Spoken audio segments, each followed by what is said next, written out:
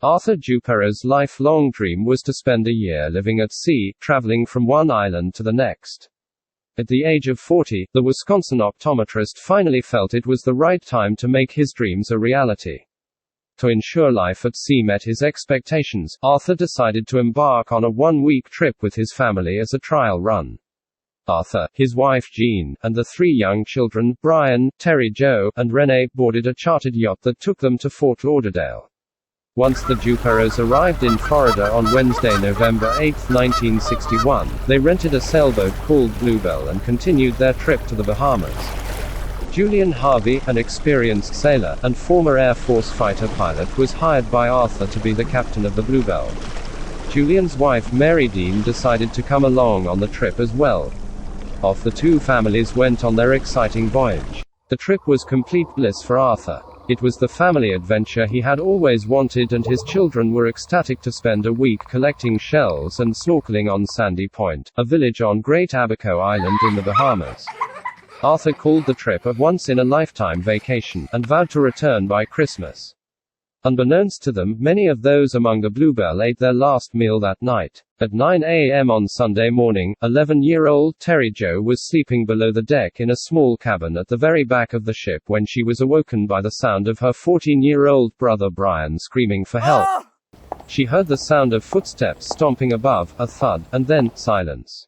The panic-stricken child slowly inched up the stairs, her entire body shivering. When she reached the top, she saw the bodies of her parents and brother, laying on the ground in a pool of blood. She tried her very best to avert her gaze, not wanting the image to be burned into her memory forever. Terry Jo continued walking towards the front of the boat where she saw Mary Dean dead in the cockpit. Suddenly, Julian lunged at the child holding a bloody knife and screamed at her to go back downstairs. Terry ran downstairs and crawled back into her bed. She lay frozen in fear, unable to move. The ship began to fill with water, and soon enough her mattress was completely submerged.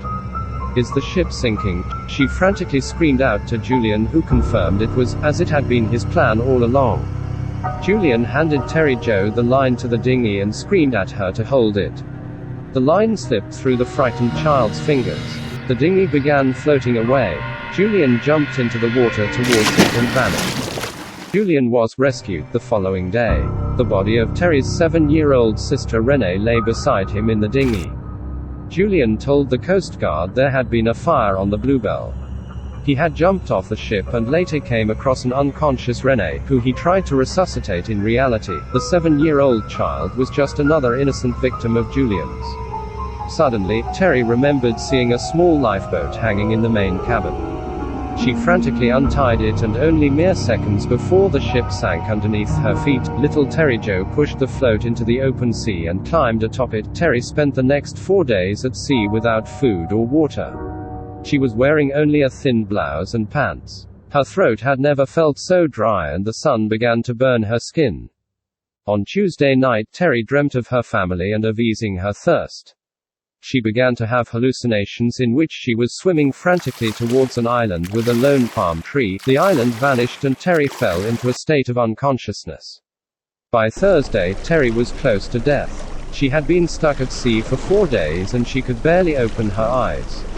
Then, suddenly, she heard voices in the distance shouting and was pulled up off the float by her savior, Greek freighter Captain Theo. She was taken to a hospital where she spent the next 11 days recovering. Terry Jo could not stop smiling. It was miraculous that she had survived for so long, and all alone at that. While at the hospital, Terry Jo was interviewed by the police. She told them Julian had murdered her entire family and his wife aboard the Bluebell. The authorities had hoped there were other survivors, but Terry Jo had seen the bodies vanish into the open sea. Of course, Julian's story did not align with Terry Jo's, and when investigators dug deeper into the captain's life, they discovered he had been involved in many suspicious incidents in the past. Mary Dean was Julian's 6th wife. His 2nd wife and her mother were killed in a car accident where Julian was the driver. He was also involved in 2 other suspicious boat sinking incidents. Investigators discovered Julian had received large insurance payouts after each mysterious accident.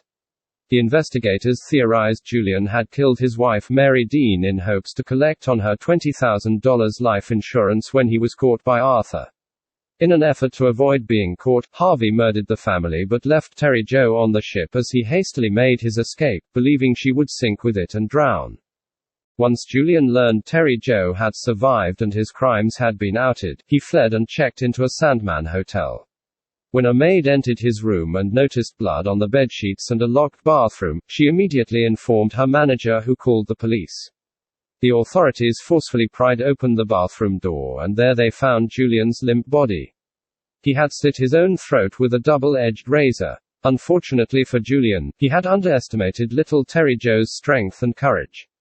Not only did she survive a terrible tragedy, but she exposed Julian as the cold-hearted mass murderer he was. Terry Jo, who changed her name to Tara a year later at age 12, was raised by her aunt after her parents' murder. Today, she is married with 3 children.